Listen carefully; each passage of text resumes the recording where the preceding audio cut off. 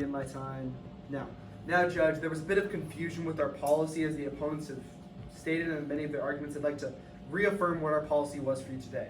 Our policy would provide a 1-year gap period to allow people to turn their exotic pets over to the federal government. This is a federal government program that we're creating to help with this progress. It's not just, oh, go release your snake into the wild, go find an open pasture and put it in the wild. It's give it to the program so they can figure out what is the appropriate thing to do. I wanted to clarify that, as this is a much more structured program that will lead to the benefit of these animals.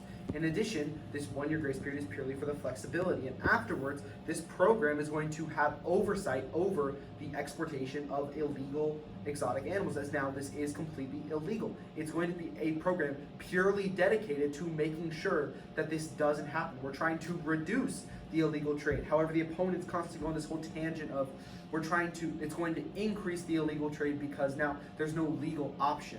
However, Judge, our whole entire program that we're creating as a result of our policy is to reduce it in the first place, and it clearly will, because now it's a program preventing from those kinds of issues. And the opponents constantly harped on our second contention of human health and how, oh, nobody owns a crocodile. Judge, in my first speech, I mentioned that 15 people in the last year were admitted into a hospital because they were bit by a crocodile. Sure, that's a small number, but it exists. There are people who own crazy exotic pets, who own simple, not as harmful exotic pets. But the fact is, the opponents took a very cynical argument. They took this whole perspective that it's not going to fix the problem, so why should we even try?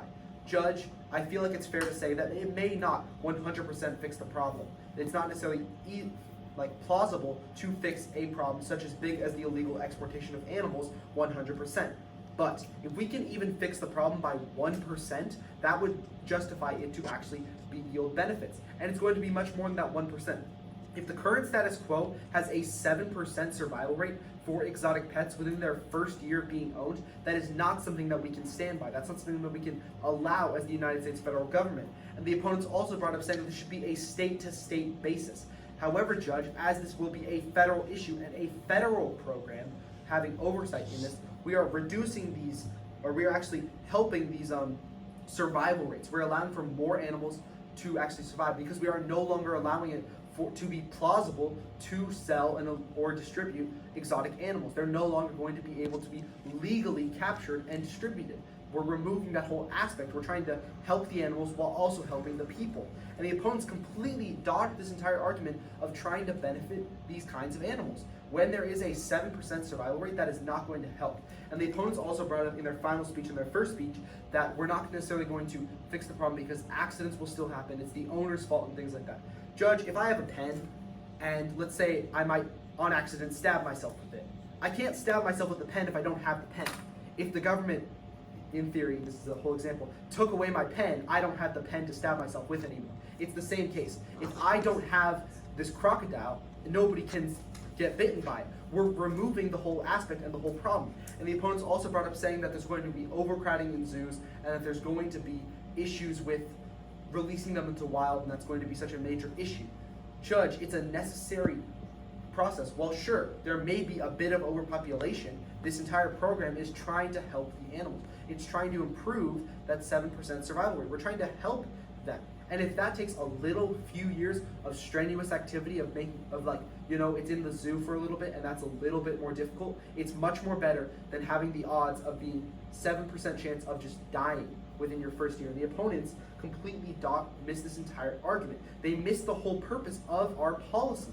Our policy was to help the people, the animals, by having a federal government program to have pure oversight over the process of exotic animals. And now I would go over the opponent's case, but most of their argument was just attacks on ours. So I will reiterate our points once again.